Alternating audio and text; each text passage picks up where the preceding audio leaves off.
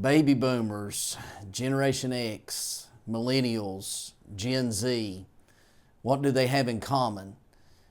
When we think about it, not much. We are a society who has almost turned one generation against another. Our young people feel dismissed by our older generation.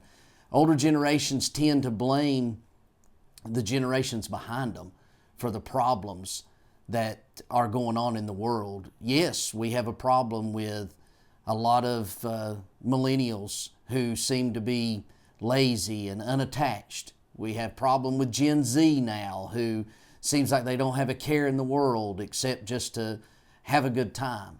And we blame them. We say that they're at fault or they're the trouble.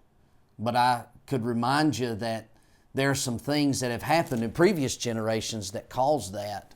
We think of Madalyn Murray O'Hair, who in 1963 challenged the United States and had prayer removed from school. No, prayer was no longer mandatory. Roe versus Wade, that was 1973. That's Gen X. And because those things were taken from each generation, it has consequences. When the baby boomers didn't stand up and say, no, we're keeping prayer in schools, that took something away from the Gen X generation. And when the Generation X generation didn't do anything about making abortion legalized, it caused a hindrance, a hurt to the millennial generation. We're just seeing the effects of what one generation has handed down to another. And we feel like at Camp Heritage, it's time to give something back. It's time that we quit trying to take things away or quit standing idly by. We are tired of pointing fingers and saying it's because of this or it's because of that. The reality of our society and the condition of our young people is simply this. It's because of Satan. It's because of what the devil's doing. He's destroying, and he desires to destroy even further. The goal of Camp Heritage is to be a stone memorial for future generations. We want to bring generations together, not separate them, not pull them apart. Our even the physical settings at Camp Heritage are designed to have a spiritual application. In Genesis chapter 11, for instance, we read about the Tower of Babel. And the great command of that time was let us make brick. And the idea behind that is let's make a cookie cutter copy of each one. And they all fit together so much easier. And it's so much easier to build, and everybody's the same. And that's not our desire. In the days leading up to that, altars were built out of stone. And each stone is different. Each stone is unique. It's an individual in and of itself. And it takes a master to fit those pieces of a puzzle together to create something. And that is what we're trying to do. We have a fireplace that's built out of Tennessee fieldstone. And in the center of that fireplace is a keystone. And that's something that's not seen in a lot of the modern architecture. That keystone is placed in there, and it holds all the other stones together. And it's a teachable moment to be able to say to the young people who come there, look, you are an individual, and God made you the way that He made you, and we're happy with that. We're proud of who you are.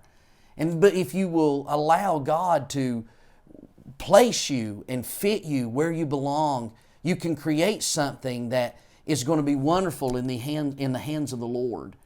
Planting fruit trees. When we plant fruit trees out there, we use it as teaching moments. In the future, we can teach about pruning and the importance of pruning. Sometimes the Lord has to do some pruning on us. We can teach about grafting and how that grafting is used to produce multiple things, and how that sometimes we need to be grafted. We can talk about to our young people about generational gifts. This tree that's planted all these years ago is still producing fruit for future generations. Again, it's the effort to give something back. The mulberry garden, where we have we'll have mulberry trees planted. We use that as a moment to teach 2 Samuel chapter number 5. When David prayed to the Lord, he inquired of the Lord, what shall I do? And the Lord put him under the mulberry tree and told him to wait there.